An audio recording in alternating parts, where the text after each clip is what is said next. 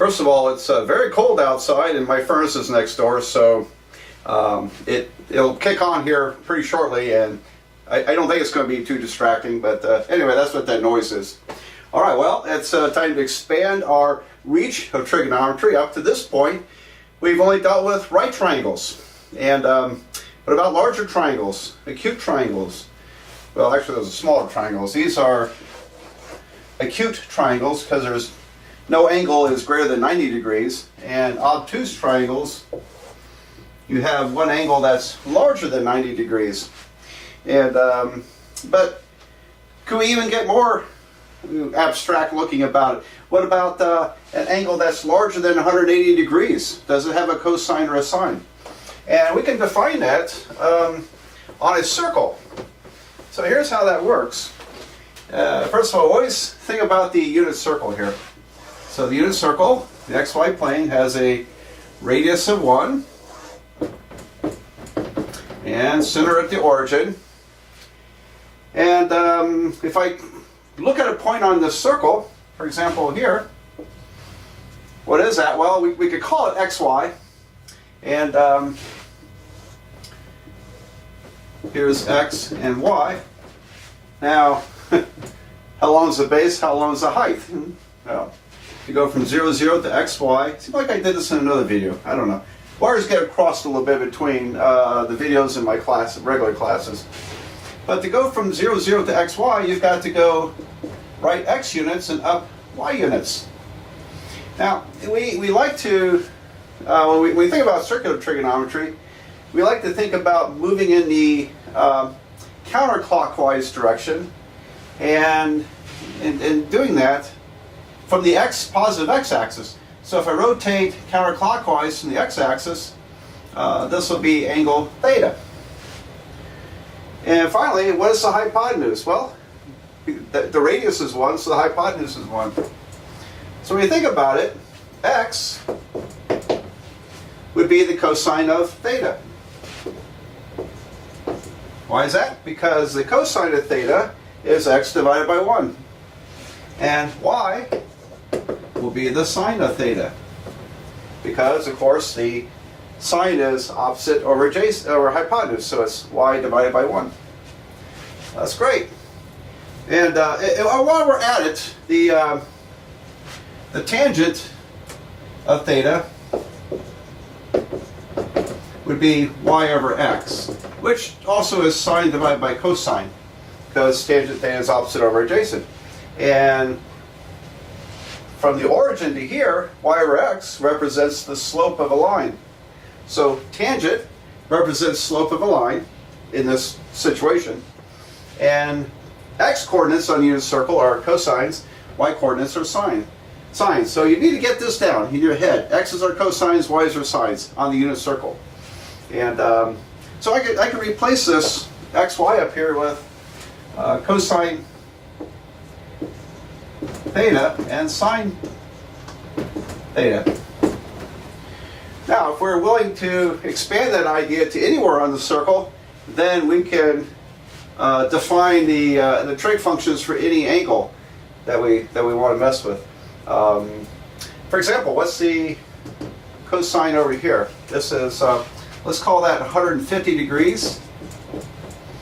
All right, so if I rotate 150 degrees, the cosine is the x value. All right, so this value right here, which is almost -1, is the cosine. So that makes cosine negative there, doesn't it? And the sine is the y value right there. That looks like it's about halfway, doesn't it? Well, when you think about that 150 degrees, it's very similar to a 30-degree angle in this sense. So let me draw a little better picture here, a less cluttered picture rather.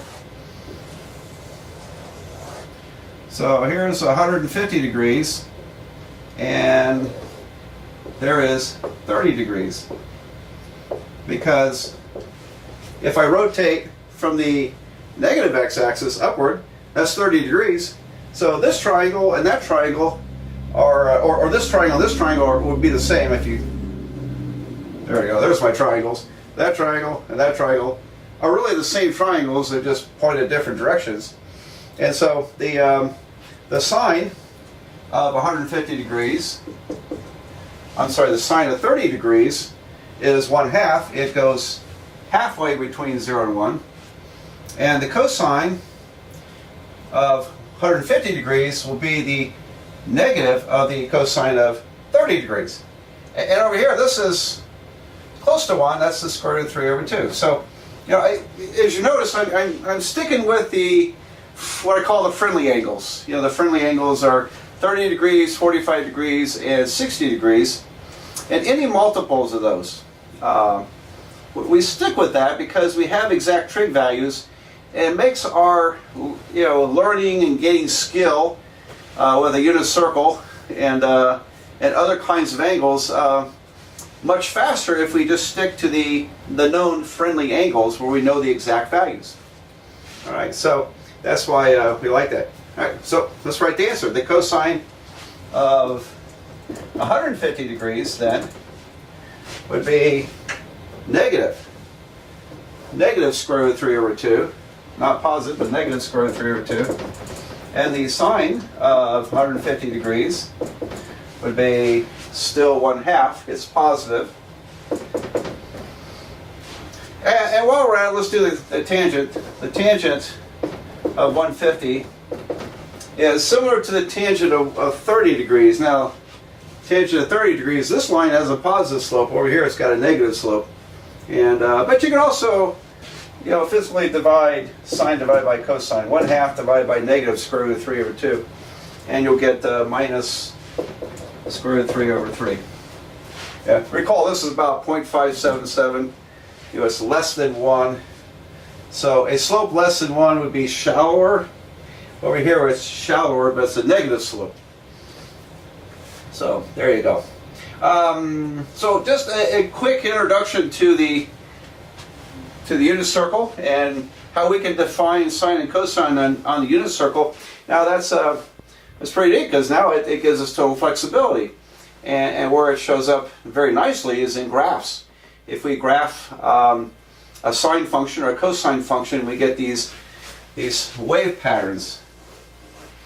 And those wave patterns are useful for modeling anything that vibrates, anything that oscillates, you know, such as electricity, electromagnetic waves, sound, light, and so forth, vibration. All right, so these come in quite handy that way. All right, so we've graduated from the ancient form of trigonometry, which is only using right triangles, to a more inclusive, global use of trigonometry, where we can define cosine and sine on anywhere, and they can be negative or positive. So there we go. All right, well, I'm going to erase this and do a lot of examples.